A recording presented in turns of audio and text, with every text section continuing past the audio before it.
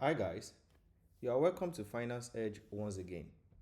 Today we'll continue with the levels of strategy. We started with the concept of strategy looking at the Henry Mintzberg 5 P's, and we were able to expatiate how to define strategy from the perspective of plan, being a perspective, ploy, etc. So in furtherance to that, what are the various levels of strategy that we have? There are categorically three major levels of strategy, but in some cases it extends to four because of the introduction of the operational strategy. The commonest and renowned form of strategy that we have are corporate level strategy, business level strategy, functional level strategy, and now we have operational strategy. In some instances, both functional level strategy and operational level strategies are combined, and I will be differentiating each of these strategy level going forward. So, a corporate level strategy on its own is broad, and it is important for you to understand that it is the beginning of all the other levels of strategy. That is, think of corporate level strategy as a conglomerate form of business, a business with all other subsidiaries or strategic business units, SBUs. So when you look at a conglomerate form of business, there are different approaches and strategy that might be required at that level.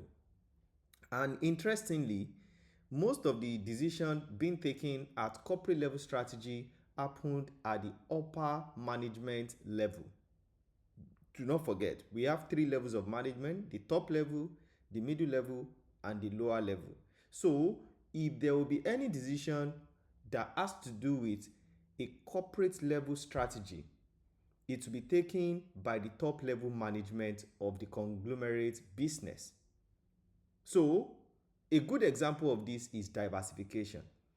If, for instance, a banking business wants to venture into insurance or wants to venture into fintech, this is a related diversification, and the other is unrelated diversification. That is, going into insurance might be unrelated because the nature of the business differ despite the fact that they are both in financial services. So when you look at diversification, it is a corporate level strategy because this decision cannot be taken at the middle level nor at the lower level.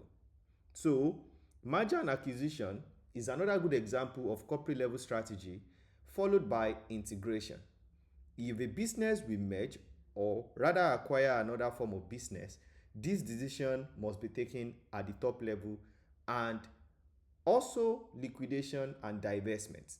If a business wants to cease operation or possibly stop investing in a future plan, that is also a corporate level strategy that require top level management to look into. If there is a decision of market or product development, that is a growth strategy, this decision or strategy cannot be adopted at the middle or lower level as well. So in clarifying corporate level strategy for you, we enable you to understand where these decisions are taken. The next one is business level strategies. Business level strategies are strategy that has to do with a strategic business unit. That is, each business unit is responsible for taking this decision. And there are categorically three major forms of strategy at this level: the differentiation strategy, the cost leadership strategy, and focus strategy. The focus strategy could now be cost focus or differentiation focus. So when you talk of differentiation strategy, these are part of Porter's generic strategy that a business unit can adopt to stand out, to create a unique brand, a unique selling point. Cost leadership assumes a strategy of being the lowest cost seller, while cost focus look at creating a product that is seemingly cost efficient for a particular niche of the market, while differentiation focus also speak to a different categories of the market. Also, we have functional and operational level strategy, which happens to be combined because in most cases, these two concepts are used interchangeably. So when you say functional and operational level strategy, you are looking at those strategies that are dependent on the functional line managers. Anyone can take this decision at the middle level. This decision can be taken by each functional leaders of the respective units. For instance, investment and financing strategy can be taken by a finance director or a CFO.